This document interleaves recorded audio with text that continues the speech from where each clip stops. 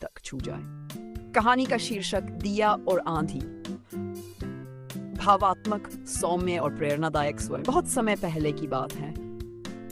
एक छोटा सा गांव था जहां मिट्टी की खुशबू में संघर्ष की कहानियां घुली होती थी। उसी गांव के एक कोने में रहती थी एक छोटी सी बच्ची, दिया। उसका नाम उसके स्वभाव जैसा था, नन्हा सा मगर अंधेरों से लड़ने वाला।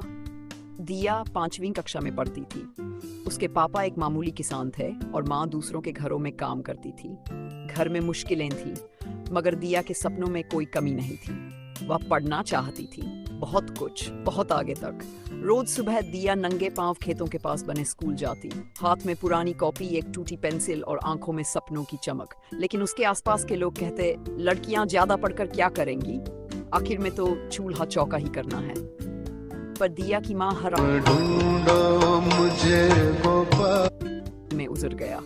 अब पढ़ाई बंद, किताबें भीग गईं, स्कूल के दरवाजे ताले से बंद हो गए। माँ रो रही थी, पापा चुप न हो जाए। ये पंक्ति जैसे उसके अंदर की आग को हवा दे देती थी। वह अब खेतों में पापा की मदद करती, माँ के साथ झाड़ू पोंछा करती और फिर रात को चुपचाप चिराग जलाकर पढ़ाई करती। गांव के लोग हंसते थे पर दिया की आंखों में आंधियां रुक नहीं सकी। एक दिन गांव में एक महिला अफसर आईं। उन्होंने दिया को मंदिर की सीढ़ियों पर पढ़ते देखा। उन्होंने पूछा, बेटा तुम यहाँ पढ़ती हो? दिया बोली, क्योंकि मेरे सपनों के लिए कोई छत जरूरी नहीं, बस एक दिया जलता रहना चाहिए। महिला अफसर मुस्कुराई और बोली, मैं तुम पढ़ाई की जिम्मेदारी लेती हूँ। बस फिर क्या था, दिया की उड़ान शुरू हो गई। उसने गांव का पहला बोर्ड परीक्षा टॉप किया, फिर स्कॉलरशिप पर शहर गई, वहां से कॉलेज, फिर यूनिवर्सिटी। और फिर एक दिन वही दिया जिसने कभी भी किताबों से पढ़ाई की थी, आज IAS अफसर बनी। वह अपने गांव लौटी।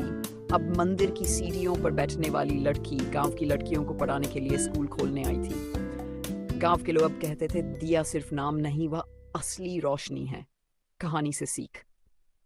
कभी मत सोचो कि तुम्हारी परिस्थितियां तुम्हारे सपनों से बड़ी हैं। दिया ने आंधियों में भी अपना चिराग बुझने नहीं दिया। तुम भी मत रुकना, चाहे कितना ही अंधेरा क्यों न हो। एक दिया काफी है उजाला करने के लिए।